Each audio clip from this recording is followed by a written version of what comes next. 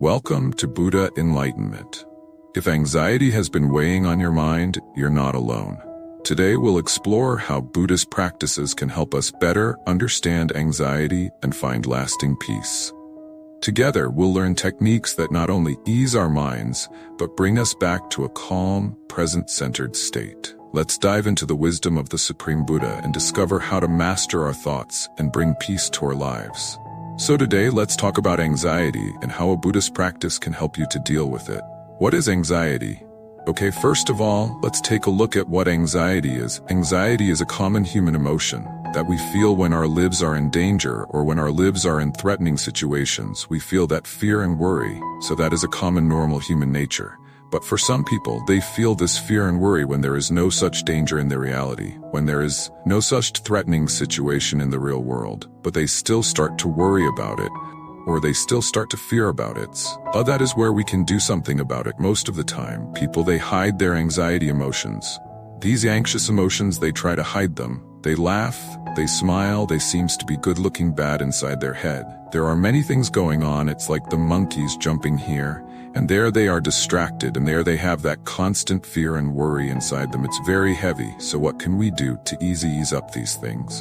And how we can deal with these things? Well, there are certain practices that we can practice according to the Buddhist way to help you to deal with this anxiety thoughts. First of all, the first step is to acknowledge the anxiety, because our great teacher supreme, but they're told that every one of you, every living being is subjected to suffering.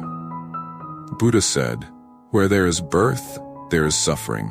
So no matter how rich we are, no matter how talented you are, no matter what social state that you're living, fear, worry, suffering is the common ground for all of us.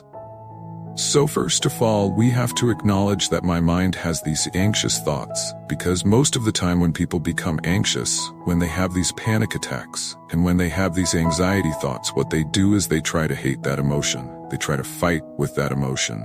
The more you fight with that emotion, the more you become angry about that emotion, the more you consider about that emotion as a monster, it will take control over your life. So what you have to do, first of all, you have to think this is a common human response.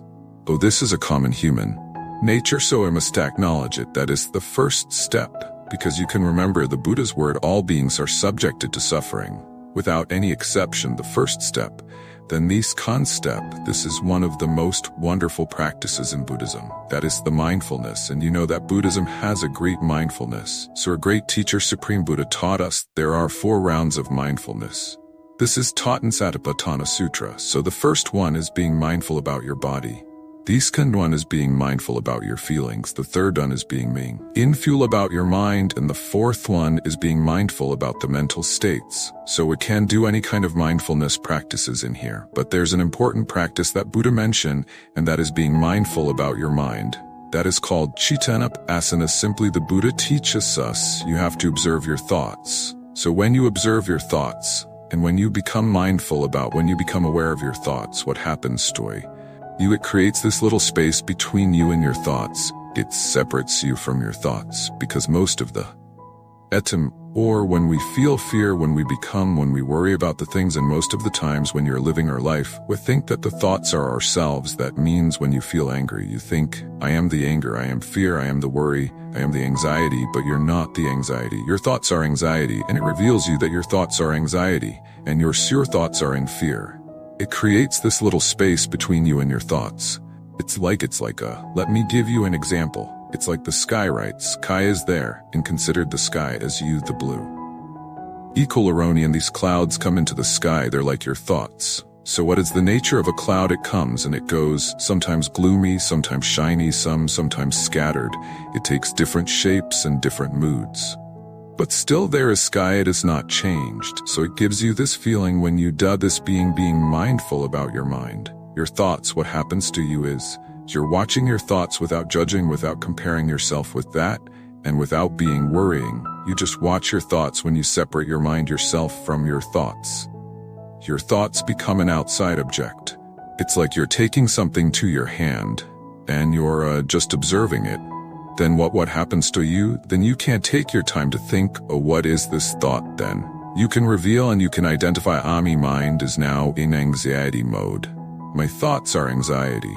My thoughts are anxious. So when you identify your thoughts, that gives you and that it gives standing that I am not anxious. It's only my thoughts are anxious. And then you have to use your wisdom to think, what is the nature of the thought? What is the nature of this mental emotion? This is impermanent, this comes and this goes surveys. So it gives you this feeling of impermanent rights. So that's what you have to think. And also you can analyze this thought. When you me anxious, if you are constantly becoming mindful about. Now remember, when I say these things, it seems like, oh, height is for easy for you to say like that. But when we become anxious, it is very hard to do that. Yes, it's very hard to do that. Remember, every good thing that brings the happiness to where life is a little bit challenging, you have to take time, you have to practice it, you have to go through some tough situations when you're doing it. But if I are constantly doing it, if I are constantly practicing it, it gives you the results. So what do you have to do just to analyze? Your thought, my thought, is in anxious mode, so what gave me this action? Anxiety. Always remember, your anxiety is always triggered by an emotion, a delusional emotions. So you can analyze the thought, what made me anxious, what made me fear. Then you can go deep into it, and then you can find when you're not judging it, you can find this is not something to be fear of, this is not something to be worried about. Then you can come back and think, okay, this is just an emotion, this is just a thoughts. Old guy will let goof it. That is what gives you this becoming mindfulness. And it gives you and it brings you to this present moment. When you're analyzing your mind, when you're constantly becoming aware of your thoughts, you come to this present moment, which is very peaceful when you're thinking about the future. Your mind is in anxious mode most of the time. When the anxiety kicks in, what happens to you? Your mind jumps to the future. What will happen in the next time? What will happen in the future? What will happen to me? That's what you're thinking. That means your mind is in the future. But when you become mindful, your mind comes to this present moment, which is peaceful, which is cool and tranquilizing. You can be here right now, right there, and become more peaceful. That will help you immensely. So practice mindfulness little by little. This is a simple tricky you can do. Just ask from yourself, what am I thinking? Now when the fear kicks in, when the fear or the worry comes, when you're becoming anxious, just remember to yourself to ask from your mind. How am I thinking now? What are my thoughts? Then you can identify your thoughts, so that is the mindfulness practice. And then the last part's compassion to yourself. Don't expect 100% perfection from yourself. Remember, perfection is not the success. People have this delusional idea to be perfect always. Don't think about it. None can be perfect like that. Just do your best. That is what you can do. So I hope you got some light on this topics. I wish you all, may all of you have a peaceful life, a healthy life, and may all of you be able to live happy forever. Thank you for joining me in exploring how to deal with anxiety through Buddhist mindfulness. Remember, practice makes progress. With each mindful moment, we can find calm even amidst life's storms. If this video brought you peace, please like, comment, and share it with others.